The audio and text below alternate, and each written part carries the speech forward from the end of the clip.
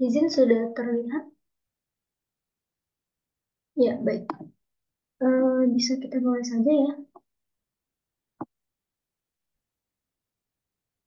Ya, Assalamualaikum warahmatullahi wabarakatuh.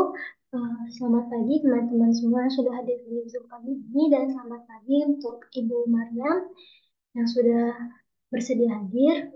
Presentasi kali ini akan dibawakan oleh kelompok satu dari kelas 3 RKI mengenai tren dan isu serta evidence-based practice dalam keperawatan genetik.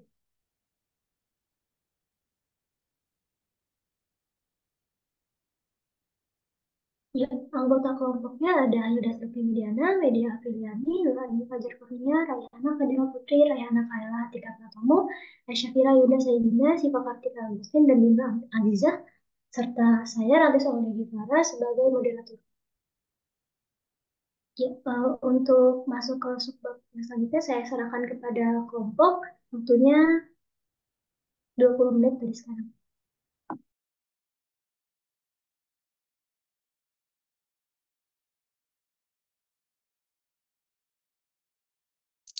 Ya bisa tolong di next. Nah, di sini yang pertama ada definisi keperawatan gerontik. Jadi keperawatan gerontik itu adalah suatu bentuk pelayanan keperawatan yang profesional yang menjalankan peran dan tanggung jawab terhadap tatanan pelayanan kesehatan dengan menggunakan ilmu pengetahuan, keahlian, keterampilan, teknologi, dan seni dalam merawat untuk meningkatkan fungsi optimal lanjut usia secara komprehensif. Jadi eh, bisa dibaca juga di pengertian bawahnya kalau keperawatan gerontik ini dia fokusnya ke pasien yang berusia lebih dari 60 tahun, baik yang kondisinya sehat maupun sakit. Next.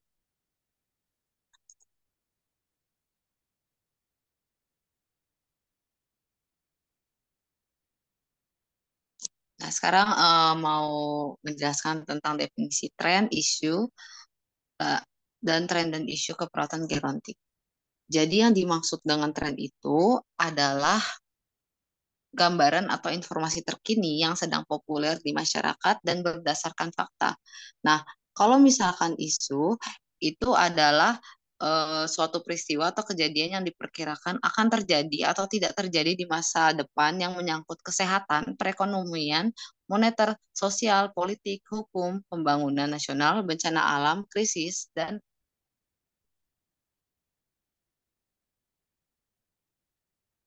mohon maaf ada kendala, bisa tolong di-share screen lagi.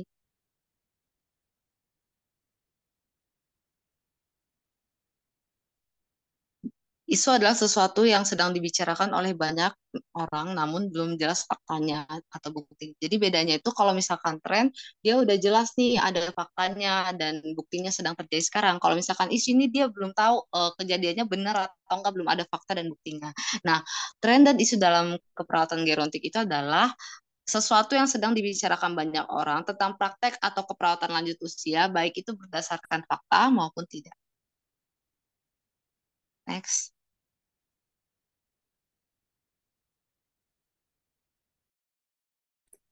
Iya, baik. Saya lanjutkan.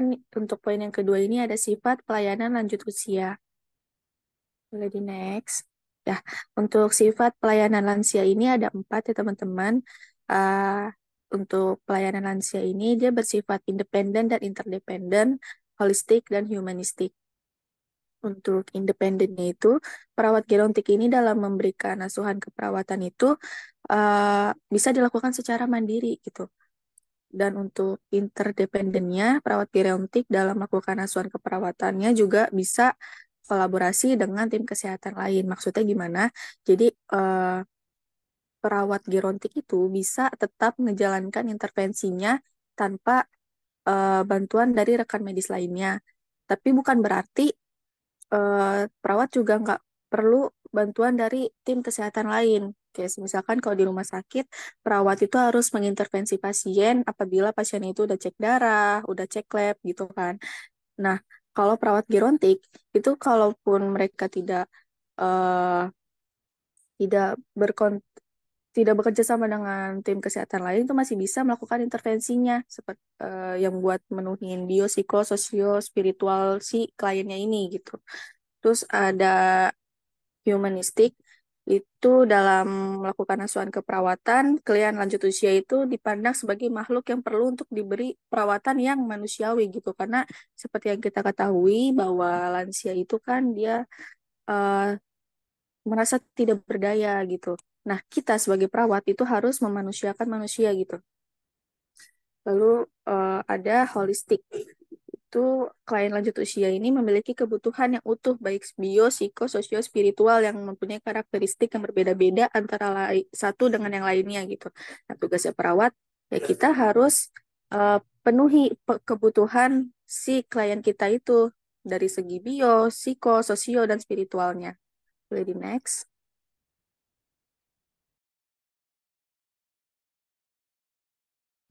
Ya, selanjutnya yaitu ada tren dan isu dalam keperawatan gerontik. Boleh di next.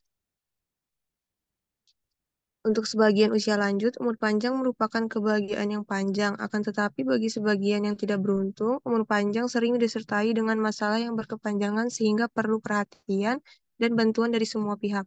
Isu yang menyertai yaitu yang pertama ada keamanan dan jaminan keuangan, ada perlindungan terhadap aset dan kekayaan, ada promosi kesehatan, lalu perawatan lansia selama sakit. Next.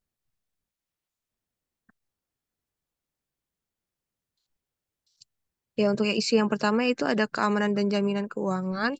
Untuk masalah ini, masalah ekonominya berkaitan dengan keterbatasan penghasilan untuk memenuhi kebutuhan hidup sehari-hari, termasuk biaya untuk memelihara kesehatan, sehingga banyak usia lanjut yang menderita penyakit kronis tetapi tidak mampu berobat. Untuk perlindungan terhadap aset kekayaan, usia lanjut biasanya sering mengalami masalah dengan aset kekayaan. Banyak usia lanjut yang ketidakberdayaannya harus kehilangan kekayaannya yang diambil atau digunakan untuk kepentingan cucu-cucunya atau keluarga lainnya secara berlebihan dan tidak bertanggung jawab, sehingga menyebabkan usia lanjut yang seolah-olah menumpang pada anaknya atau keluarganya. Next.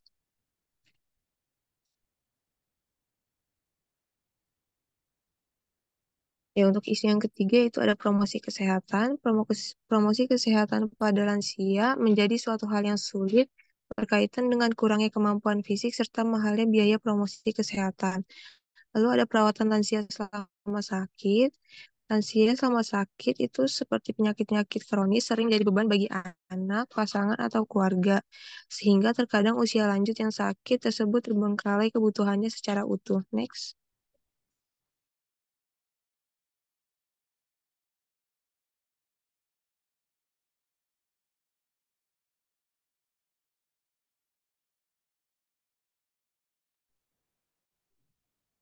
Selanjutnya ada evidence-based practice dalam keperawatan gerontik. Boleh di next.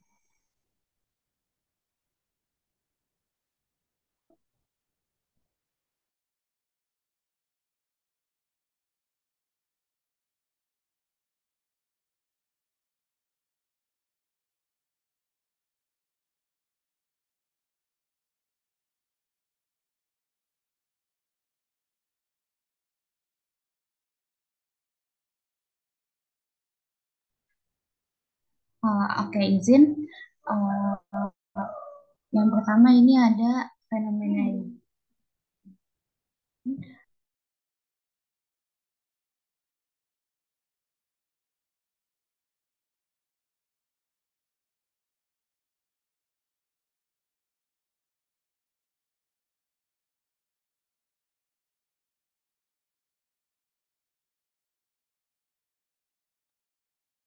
Ya, izin masuk.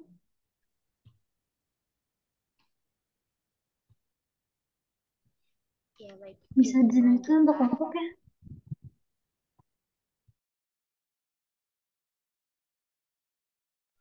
Izin moderator, apakah suara saya terdengar? Izin terdengar ya. Ya, baik. Mohon maaf sebelumnya tadi ada kendala jaringan. Jadi untuk evidence-based practice dalam keperawatan gerontik ini, kita pertama mencari fenomenanya dulu. Di sini kita kelompok menemukan fenomena mengenai gangguan tidur pada kebanyakan lanjut usia. Di sini ada datanya bahwa gangguan tidur itu mempengaruhi 50%.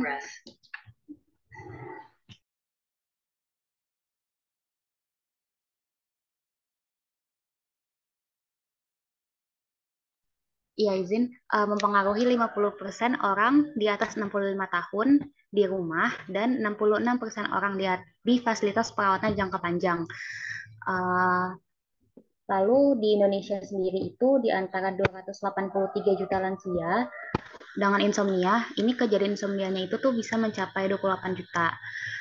Lalu untuk gangguan tidur pada lansia sendiri ini tuh antara lain sering terbangun di malam hari, lalu sering terbangun di pagi-pagi hari, pagi-pagi banget gitu, lalu sulit tidur dan merasa sangat lelah di siang hari. Di sini sudah ada terapi obatnya ya. Terapi obat sudah sering digunakan untuk mengatasi insomnia pada lansia. Namun jika dilihat dari menurunnya fungsi dan kerja organ lansia, sini mungkin mengarah ke ginjal ya. Karena sudah ada degeneratif atau penurunan fungsi, maka akan sangat berbahaya jika terus-menerus mengkonsumsi obat. Maka di sini ada terapi non farmakologis yang dapat digunakan untuk mengatasi insomnia. Karena yaitu terapi musik keroncong. Karena mendengarkan musik keroncong selama 1,5 jam pada lansia itu sama efektifnya dengan suntikan diazepam atau pil tidur 10 mg. Next.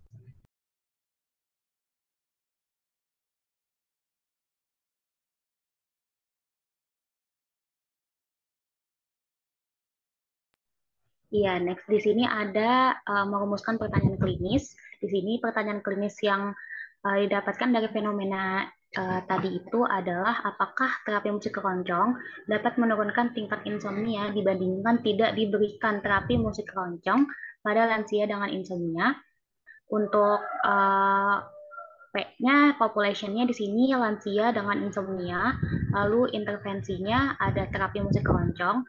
Comparison-nya dibandingkan dengan tidak diberikan terapi musik keroncong, lalu outcome-nya menurunkan tingkat insomnia.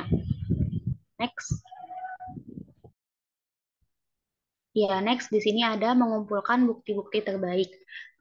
Kita dapat 3 jurnal. Untuk jurnal yang pertama ini, database-nya Google Scholar, penulisnya Griseli Saragih, dan Sherin Widya Lestari dengan judul Pengaruh Terapi Musik Keroncong Terhadap Kejadian Insomnia pada Lanjut Usia di Panti Jompo Guna Budi Bakti Belawan tahun 2020. Next. Sumbernya ini dari Jurnal Ilmiah Kebidanan Imelda. Tadi judulnya Pengaruh Terapi Musik Keroncong Terhadap Kejadian Insomnia pada Lanjut Usia di Panti Jompo Guna Budi Bakti Belawan tahun 2020. Desain penelitian ini itu experimental design dan pakai metode pretest post-test design. Sampelnya ini seluruh lansia yang bertempat tinggal di Panti Yanbo Guna Budi Bakti Belawang dengan jumlah sampelnya 30 lansia yang diambil dengan ditentukan menggunakan non-probability sampling pakai teknik propulsive sampling. Variabelnya terapi musik keroncong, variabel dependennya terapi musik keroncong, variabel independennya lansia dengan insomnia. Instrumennya ini pakai reliable antara psikiater, ya reliable antara psikiater dan non psikiater, sorry. Jadi analisisnya ini berdasarkan penelitiannya disimpulkan bahwa terdapat bahwa kejadian insomnia sebelum terapi musik keroncong ini tuh ada 30 responden atau 100%. Nah, setelah dikasih terapi musik keroncong ini menurun jadi 20 responden atau 64,3%. Next.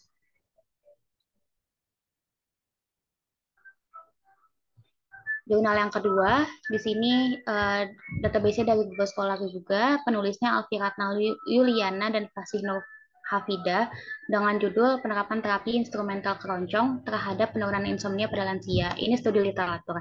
Next. Sumbernya Jurnal Profesi Keperawatan. Untuk desainnya ini karena dia studi literatur, dia ada 3 jurnal yang terdapat di dalam penelitian itu. Dan dari 3 jurnal itu desainnya sama, pre-eksperimen desain dengan metode pretest dan post-test. Sampelnya untuk jurnal yang pertama itu 20 orang lansia, terus yang jurnal kedua itu ada 14 orang lansia, terus yang jurnal ketiga itu ada 16 orang lansia. Dan semuanya ini tuh sudah masuk kriteria eksklusi dan inklusi.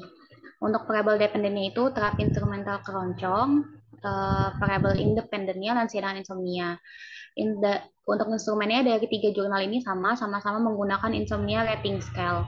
Analisisnya berdasarkan dari hasil literatur, diketahui pemberian terapi musik instrumental keroncong ini terbukti dapat menurunkan insomnia. Manfaatnya di sini ada membuat perasaan rileks, tubuh lebih bertenaga, dan pikiran lebih fresh. Di sini juga disebutkan bahwa mendengarkan musik instrumental keroncong merupakan efektif untuk menurunkan insomnia. Efektifnya itu tuh kalau diberikan selama 7 hari dengan durasi 10-30 menit sesuai SOP. Next.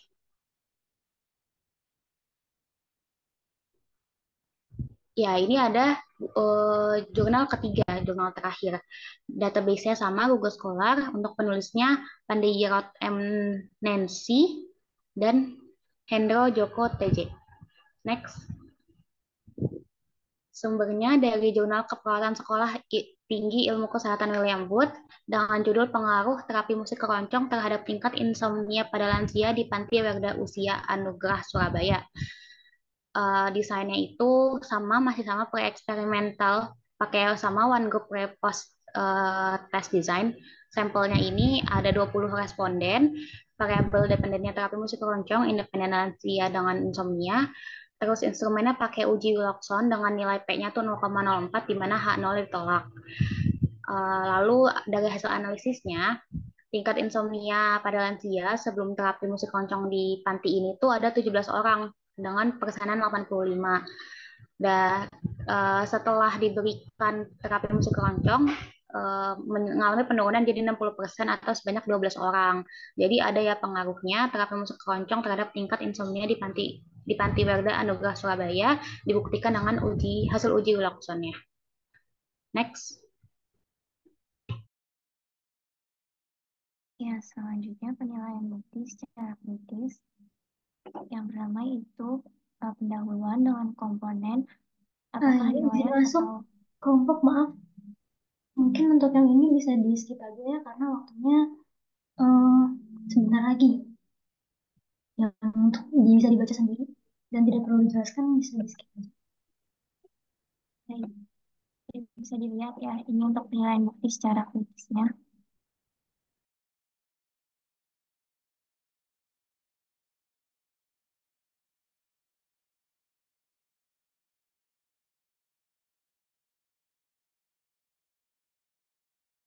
Baik, selanjutnya ada poin mengintegrasikan bukti. Dalam penerapan terapi musik keroncong dapat menurunkan insomnia pada lansia.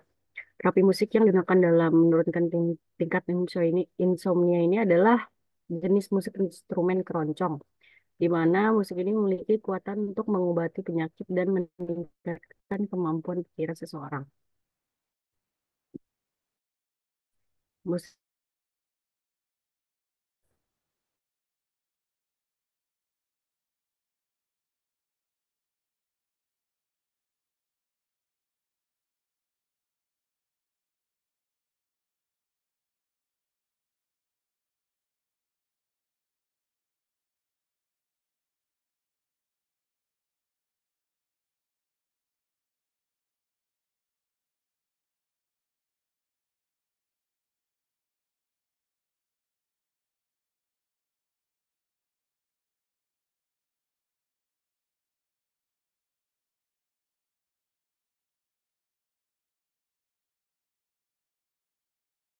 Ya, izin masuk, Mot, untuk melanjutkan dari teman saya tadi.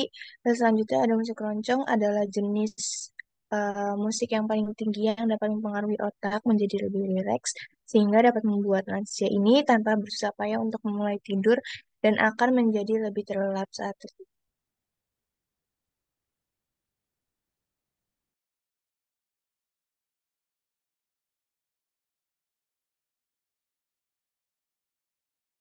Iya, penilaian para ahli dan profesional tentang terapi musik keroncong ini pada lansia dari penelitian yang dilakukan para ahli kesehatan menunjukkan bahwa suatu melodi yang baik dapat dijadikan sebagai obat.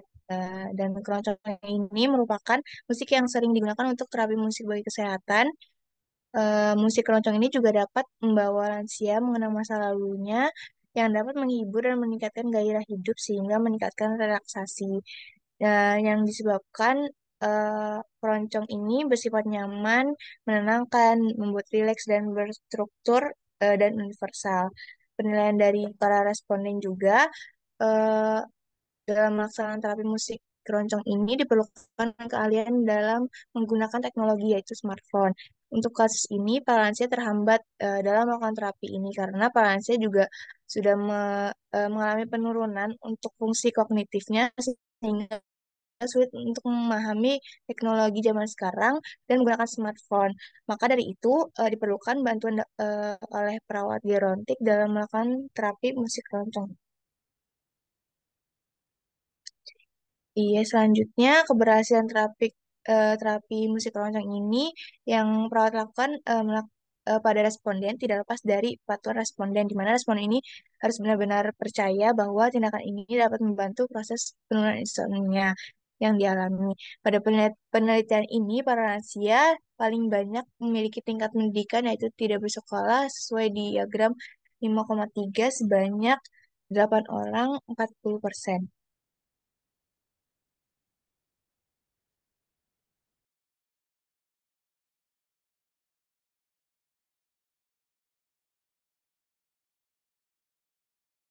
Jadi Iya. untuk standar, ah, maaf saya lanjutkan ya, untuk standar operasional prosedur pemberian terapi musik ini seperti standar operasional pada umumnya ada fase orientasi, fase kerja, dan fase terminasi. Yang membedakan di sini karena untuk menurunkan insomnia, jadi dilakukan pas lansianya mau tidur sekitar pukul 9 malam dan dilakukan selama 15 sampai 30 menit. Dan terapi musik keroncong ini dilakukan selama 1 minggu, selama penelitian 1 minggu. Next.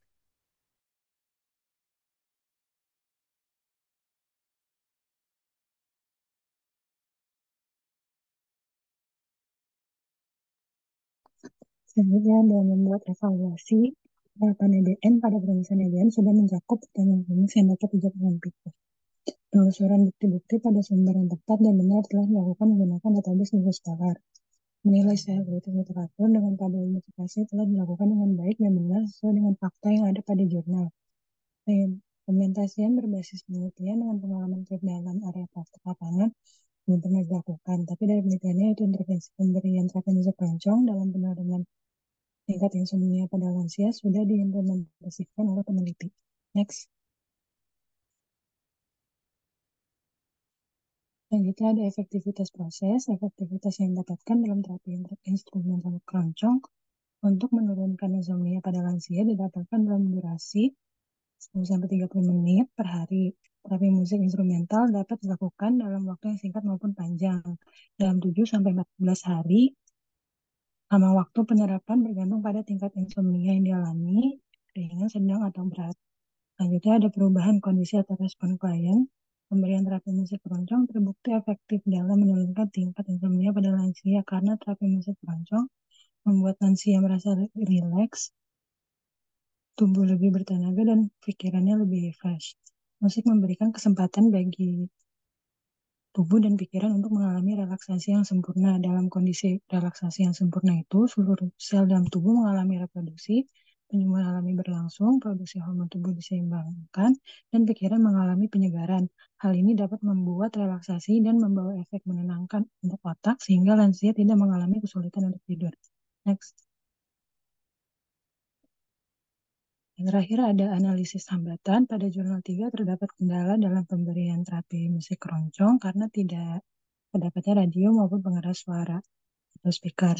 Selain itu, terapi musik keroncong saat ini masih belum banyak digunakan untuk penurunan insomnia pada lansia karena kurangnya pemahaman akan manfaat yang diberikan pada terapi tersebut seperti dapat menenangkan dan merilekskan otot.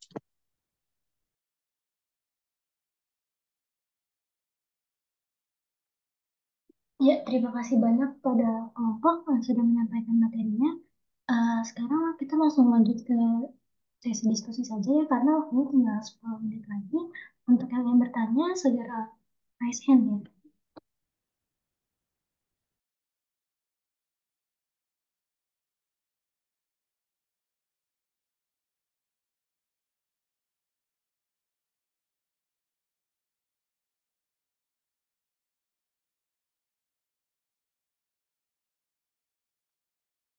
Iya, untuk Rena Syahrani boleh on mic.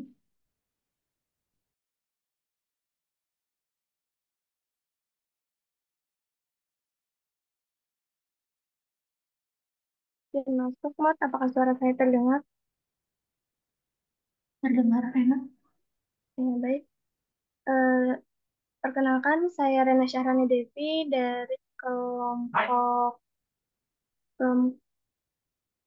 berapa ya? Kelompok 2. Izin bertanya kepada kelompok, kan tadi dijelaskan bahwa ada isu yang terjadi pada lansia. Salah satunya lansia sering mengalami diambil oleh anak, cucu, dan keluarga lainnya. Nah, pertanyaan saya yaitu, menurut kelompok ada nggak sih peran perawat yang bisa membantu lansia dalam menghadapi masalah tersebut? Karena kan masalah itu udah termasuk masalah pribadi lansia itu sendiri dengan keluarganya. Terima kasih. Apakah sudah jelas pertanyaan saya?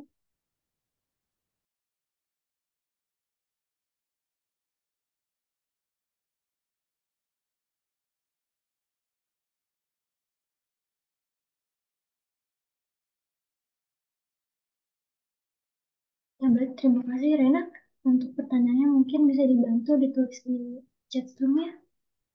Untuk kelompok yang jika sudah memiliki jawaban bisa segera raise hand. Dipercepat ya untuk kelompok karena waktunya sebentar lagi.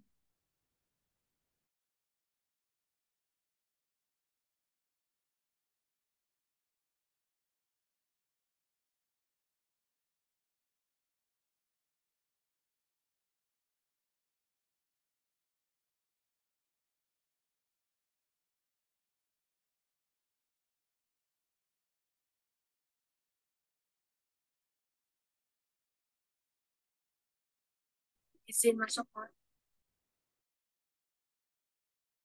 Iya, silakan Hilda. Iya, baik. Sebelumnya saya Hilda dari kelompok yang izin menjawab untuk pertanyaan dari Rena terkait eh ini ya, yang masalah perlindungan harta dan kekayaan untuk lansia. Itu menurut kelompok, adakah peran perawat yang bisa membantu lansia tersebut menghadapi masalah tersebut gitu? Karena ini kan termasuk masalah pribadi ya. Ya, jadi izin menjawab.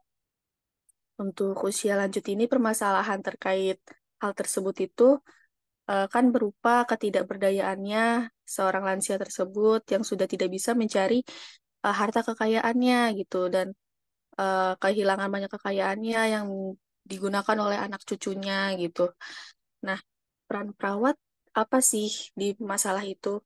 Ya, jadi peran perawat itu kan seperti yang sudah saya jelaskan di awal ya, bahwa perawat gerontik itu merawat lansia baik bio, psiko, sosio, spiritual, dan kulturalnya gitu. Jadi, walaupun ini masalah pribadi, tapi perawat juga bisa membantu untuk memberikan intervensi keperawatan psikonya gitu. Jadi, mungkin bisa mulai dari membuat si lansia ini cerita terbuka ke perawatnya gitu, karena dengan bercerita itu bisa meringankan beban pikiran seseorang gitu. Nah, apabila si lansianya ini bisa cerita, bisa terbuka dengan seorang perawat itu, maka beban pikiran yang ada di kepalanya itu bisa berkurang dan itu bisa menurunkan tingkat stres si lansianya ini gitu dan tingkat stres juga berpengaruh terhadap kesehatan seorang lansianya. Mungkin seperti itu, Rena. Saya kembalikan ke moderator. Ya, baik. Terima kasih Hilda atas jawabannya. Untuk Rena, apakah sudah terjawab? Sudah cukup, Mat. Terima kasih untuk Hilda jawabannya. Ya, kalau begitu terima kasih untuk Rena dan Hilda. Terima kasih juga untuk kelompok satu yang sudah menyampaikan presentasinya dengan sangat baik dan menjawab pertanyaan dengan sangat baik. Mungkin saya akhiri di sini presentasi kali ini karena waktunya tinggal 5 menit lagi. Saya serahkan kembali ke Bu Mariam. Saya Rana Sangga Utara. Pamit undur diri. Assalamualaikum warahmatullahi wabarakatuh.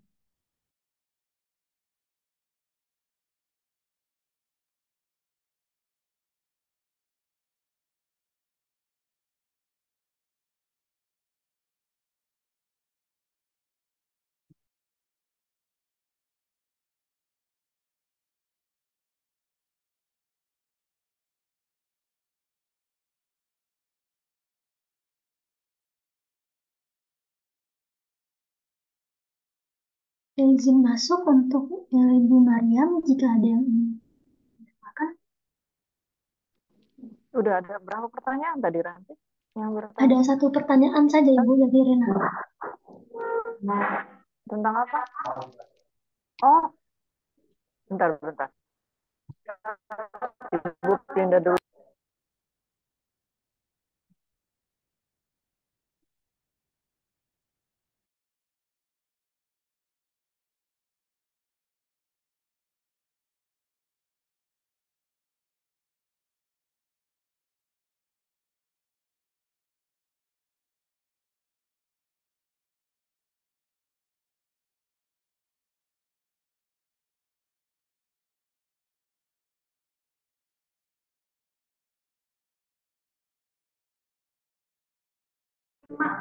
Tadi kita itu screenshot dulu deh. Ibu lagi ada. Screenshot dulu aja ya. Ya, Ibu. Bagaimana Ibu? Screenshot dulu. Oh, ya, FF dulu, on-cam dulu semuanya. Baik.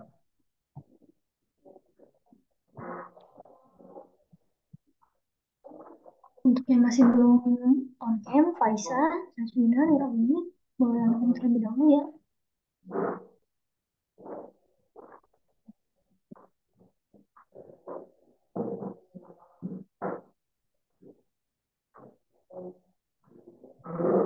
Untuk Hilda, bisa on cam? Ya.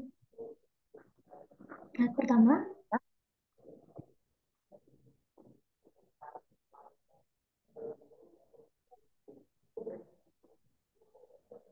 Lalu slide kedua.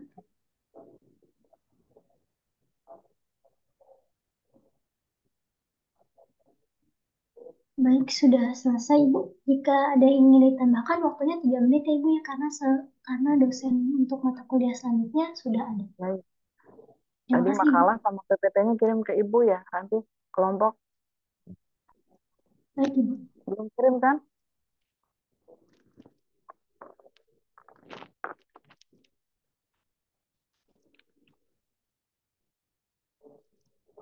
Oke, masukan dari Ibu. Nanti untuk PT-nya terkait dengan tren isu dan EBP ya, Ibu akan share ke Kipen yang dari Ibu ya. Jadi beberapa masukan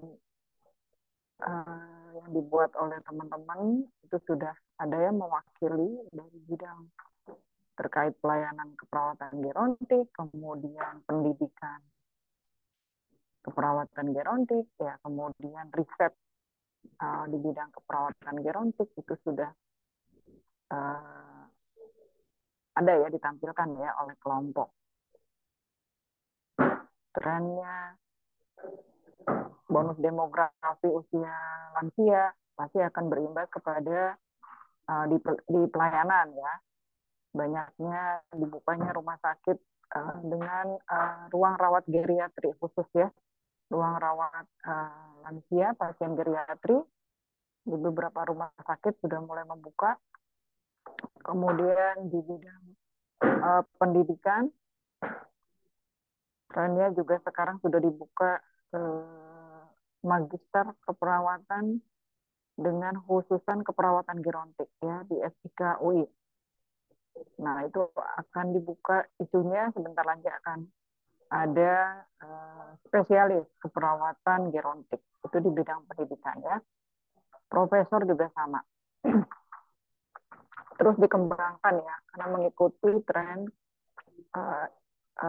ilmu pengetahuan ya, di bidang teknologi,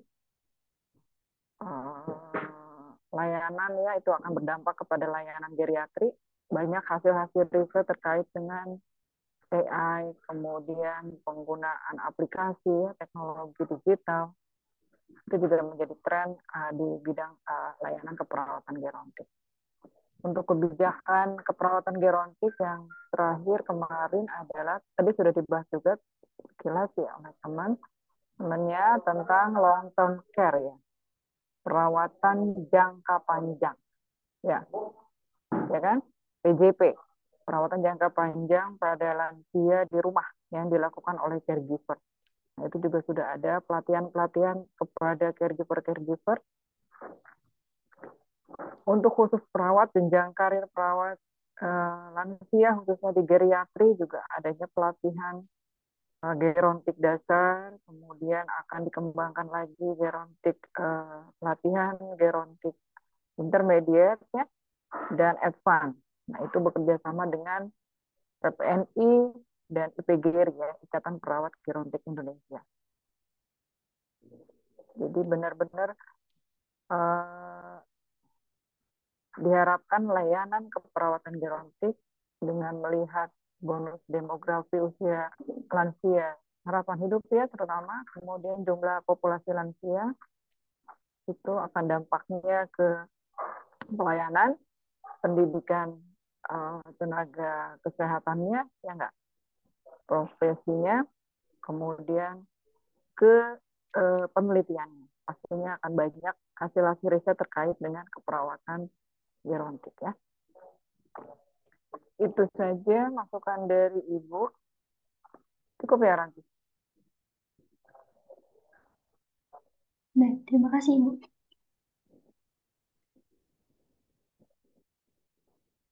Kalian jadwal UTS nanti kan masih lama ya?